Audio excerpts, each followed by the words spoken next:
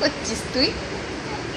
হ্যাঁ, কি করছিস? সকালবেলা উঠেই আরম্ভ হয়ে গেছে। কি করছিস তুই বল?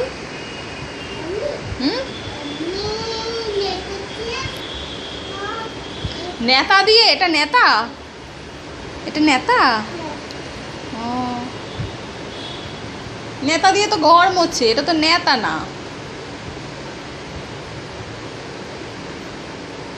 ঠিক আছে, অনেক হয়েছে পরিষ্কার, এবার চলো ব্রাশ করো। টাটা করে দাও দূরে গিয়ে। চলো।